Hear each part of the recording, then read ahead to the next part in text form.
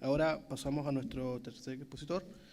Él es don Joaquín Rodríguez Sosa, es abogado, magíster en Derecho del Trabajo y Seguridad Social de la Universidad de Talca.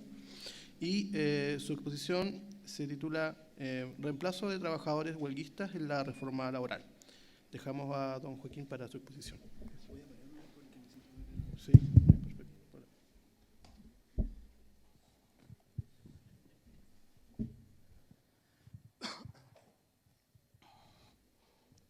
Hola, buenas tardes. 20 minutos. Para mí un gran honor compartir el panel con Pablo, que fue director del trabajo, nos representó en la OIT y nos puede compartir su experiencia, y también con Daniela, amiga y gran profesora de la Universidad del Paraíso. Y mi exposición va en la línea, un poco continuando lo que decía Daniela, sobre una investigación que pude hacer en el magíster, justamente, que pude hacer en la Universidad de Talca. Yo estudié en la Chile, pero ahí pude profundizar esto, que es un tema específico sobre el reemplazo de los trabajadores en la huelga, y que fue bien polémico. A muchos les va a sonar el concepto de adecuaciones necesarias y cómo se discutió eso en todo ámbito legislativo, incluso a través de la prensa. Entonces, para empezar, quiero de dónde nació la reforma laboral. Es necesario saber que en el programa de Michelle Bachelet, en su primer gobierno, segundo gobierno, se estableció que, y acá está la relación con la OIT, que el convenio número 87 sobre libertad sindical y protección del derecho a sindicalización, habíamos sido notificados, ¿no es cierto?, varias veces, y nos habían llamado la atención el 2008 y el 2012, y también por las Naciones Unidas incluso, en que no se estaba cumpliendo con estos convenios, específicamente en el tema del reemplazo en la huelga. Y decía expresamente constituir un incumplimiento del convenio y de la libertad sindical. Y prometía que avanzaremos en el respeto a la libertad sindical conforme a estos convenios. Pero vamos más allá. ¿Dónde se originó nuestra legislación sobre el reemplazo? ¿Ya? Y comenzó el año 79, en un contexto de dictadura, ¿no es cierto?, y por lo tanto un decreto ley estableció que llanamente se podía reemplazar libremente, diciendo que durante la huelga el empleador seguirá administrando la empresa y realizando cualquier función o actividad propia de ella, para cuyo efecto podrá contratar los trabajadores que consideren necesario. No se hacía ningún matiz y había una total libertad económica, que era lo que prevalecía en esos tiempos. Luego, el año 2001, se matizó de cierta forma esta legislación. Recién se habían ratificado, ¿no es cierto?, los convenios 87 y 98, que nos obligaba a cambiar, obviamente, esa legislación. Y como ustedes saben, se podía reemplazar bajo ciertos criterios, pagando un bono de reemplazo, ¿no es cierto?, y también que la última oferta tuviera ciertos requisitos. La discusión en ese tiempo era sobre el reemplazo externo y el reemplazo interno, y en qué medida se podía hacer el uno o el otro. El reemplazo externo no se discutía que estaba prohibido absolutamente, pero se permitía pagando el bono y con la última oferta en esas condiciones. Y lo que se discutía era si el reemplazo interno se podía realizar, y ahí la Corte Suprema, el año 2015, 2 años antes de que entrara en vigencia la reforma laboral, ya había zanjado de cierta forma que el reemplazo interno también está prohibido. ¿A qué me refiero con reemplazo interno? En que un compañero de trabajo que no estaba en huelga y que estaba contratado desde antes de la huelga no podía realizar tu misma labor en tu puesto de trabajo. Y el 2001 recién creada esta ley, la OIT comenta esta ley y dice que se sigue sin cumplir los convenios y que solamente vuelve más onerosa el reemplazo, ¿ya? O sea, antes había un reemplazo libre y total, pero ahora solamente se matizaba con pagando un bono que sigue un poco como la lógica económica de esto, ¿ya? Y la reforma laboral tuvo varias etapas. Y la primera, esto quizás también fue polémico porque se decía que la huelga debía ser pacífica, que también se eliminó, por eso lo taché ahí. Pero la primera redacción era también, se pasó de un extremo a otro, o sea, de la libertad absoluta a la prohibición absoluta, donde se decía que se prohíbe el reemplazo de los puestos de trabajo de los trabajadores en huelga y que va a ser una práctica desleal, ¿ya? Y después el artículo regulaba qué pasaba si se oponía el empleador, etcétera, y se volvía a insistir en que era una práctica desleal en los artículos siguientes, ¿ya? Esto tuvo que pasar por como lo que se llamó la cocina, ¿no es cierto?, en que se transformó esta redacción, ¿ya? Y se empezó a ponderar la libertad sindical con la libertad de trabajo, ¿ya? Dos derechos constitucionales, o por lo menos en el bloque constitucional, ¿no es cierto?, con los convenios, que debían ponderarse en conjunto. Y por eso ahí comenzó la primera indicación que el reemplazo la huelga no podía afectar la libertad de trabajo de los trabajadores no involucrados en la huelga. Y también decía claramente y en forma como bien categórica que no puede afectar la ejecución de las funciones convenidas en sus contratos de trabajo. Y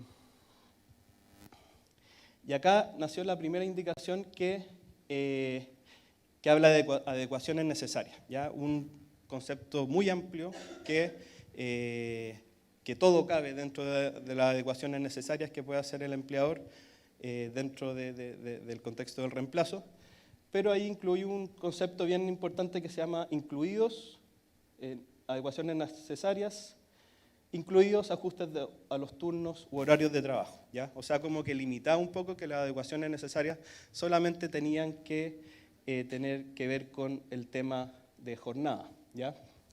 Y después también se agregó algo que es muy importante para la interpretación, solamente con el objeto de asegurar que los trabajadores no involucrados en la huelga pueden ejecutar las funciones convenidas en su contrato de trabajo. O sea, esta libertad de trabajo versus la libertad sindical. ¿Y cuál es la historia de la ley? Porque es necesario recurrir a la historia de la ley, que nosotros sabemos que constituye una herramienta de interpretación que va a moldear la jurisprudencia. Y todavía digo va a moldear en futuro porque todavía no existe mucha jurisprudencia al respecto, y ahí quien tenga más antecedentes le voy a pedir que me ayude en ese sentido. Pero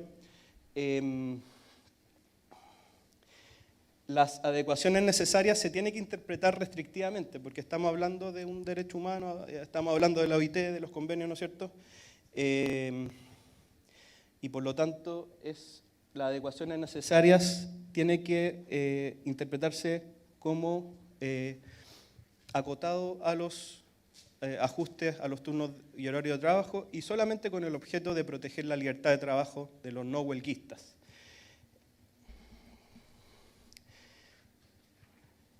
Y acá entra la segunda concepto polémico, que es estas adecuaciones necesarias tienen que ser para que los no huelguistas puedan cumplir con las funciones convenidas en sus contratos de trabajo, ¿ya? ¿Qué quiere decir convenida? Esa fue la gran discusión, porque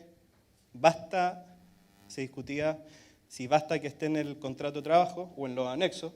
Muchos empleadores y muchos colegas y amigos abogados empezaron a hacer que los trabajadores firmaran anexos de contrato con miles de funciones de polifuncionalidad para que en caso de huelga ellos pudieran hacer cualquier cosa que estuviera convenida. Pero la otra mirada decía que tenían que ser funciones habituales, ya que en la práctica ellos ejercieran habitualmente y no bastaba que estuviera en su contrato o anexo de contrato en un listado de polifuncionalidad. ¿Se entiende, no? Y acá hay varias intervenciones de los senadores, que fue donde más se discutió, donde Adriana Muñoz propuso introducir justamente una indicación que zanjaba este tema. Decía, no podrá significar el ejercicio de funciones que, aún convenidas en sus contratos, no hayan sido realizadas habitualmente. Después Juan Pablo Letelier y Carolina Goich dicen, los trabajadores no involucrados en la huelga solo ejecutarán las funciones convenidas y habitualmente ejecutadas, ¿ya?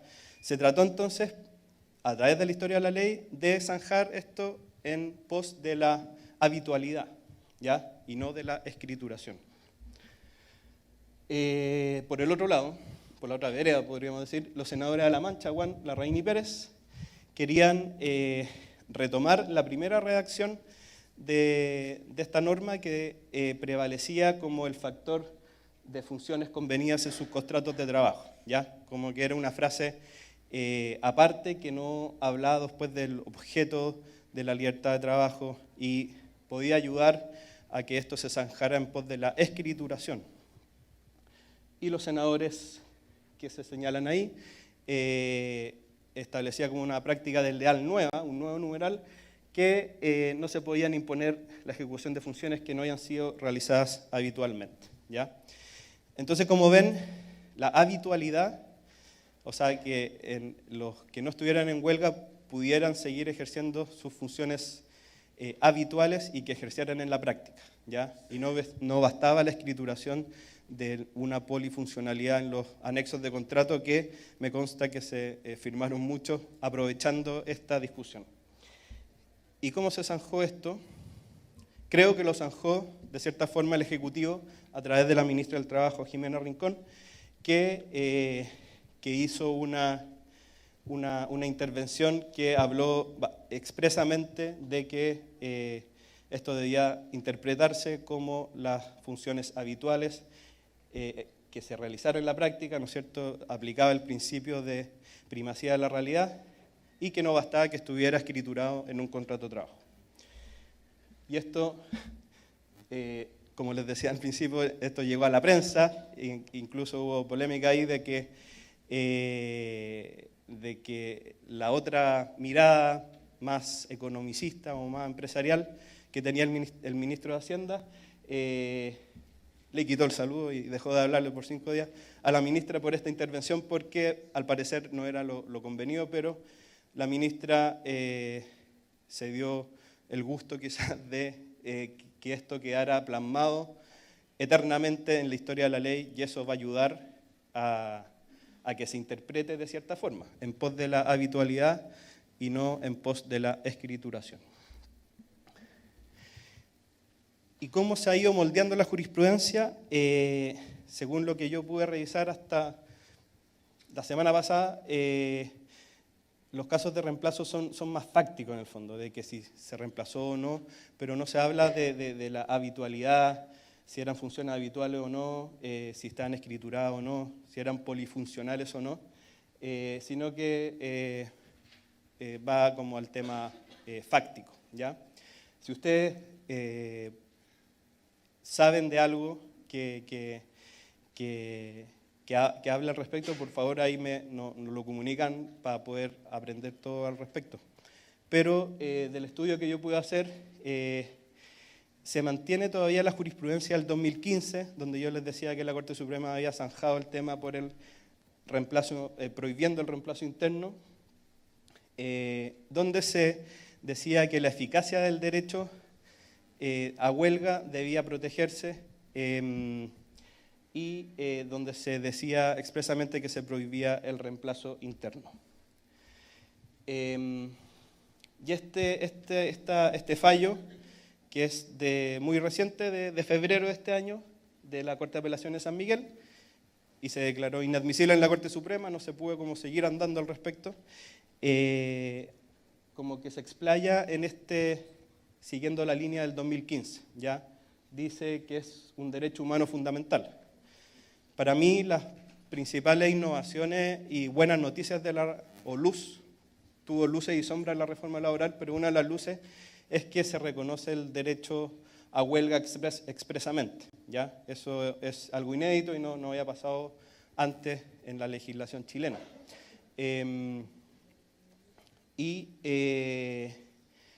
Se trata de un derecho esencial, ¿no es cierto?, y que se debe prohibir el reemplazo que quiera minimizar el efecto de esta, ¿ya?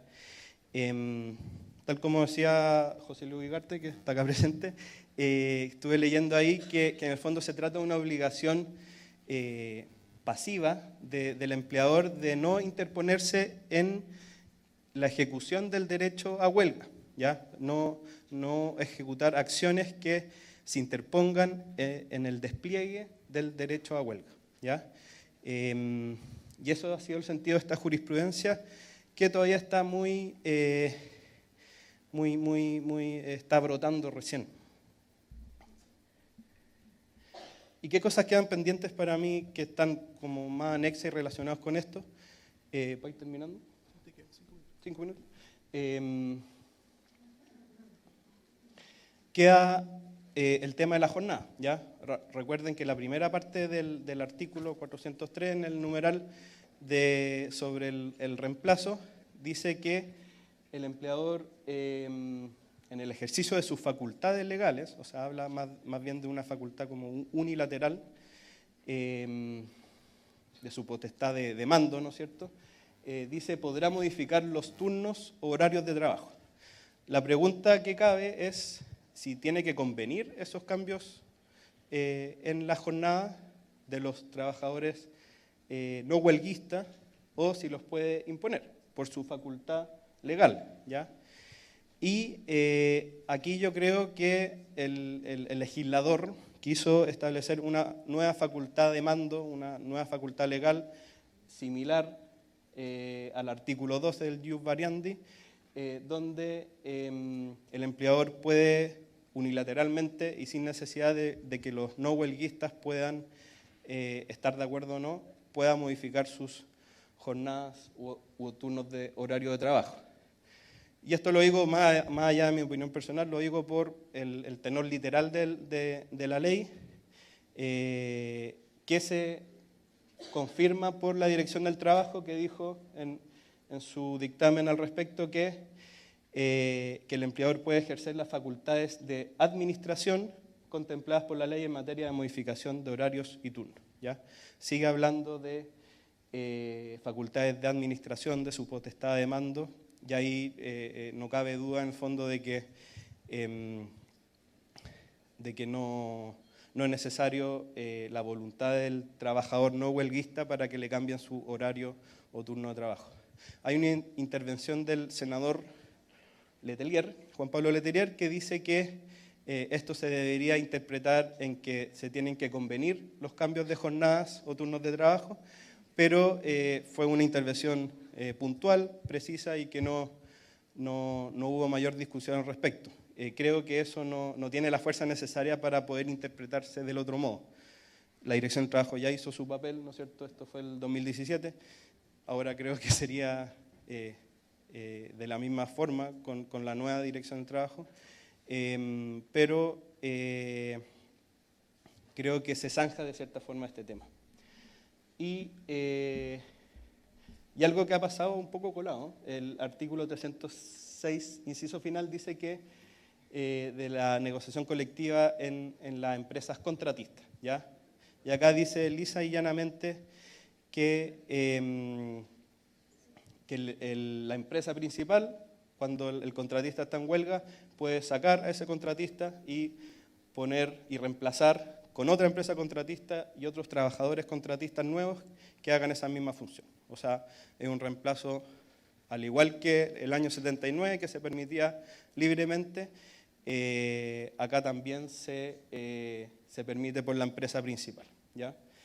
Y esto es un reemplazo indirecto, por decirlo de cierta forma, y totalmente libre, y hace que el derecho de huelga de esos contratistas se torne ineficaz, que es justamente la otra mirada que estamos revisando en la jurisprudencia. A modo de conclusión, hubiese sido deseable que el requisito de la habitualidad en cuanto a la adecuación necesaria haya quedado zanjado en la ley, tal como intentaron estas indicaciones que hicieron algunos senadores de que se hablara de que los no huelguistas tenían que seguir ejerciendo sus facultades, o sea, sus funciones habituales y no necesariamente escrituradas, y que en la práctica ellos ejercían efectivamente. Por la negociación política no quedó así, pero la judicialización que va a significar esto, porque que adecuación es necesaria, es un término muy amplio que va a tener que ser zanjado por los tribunales.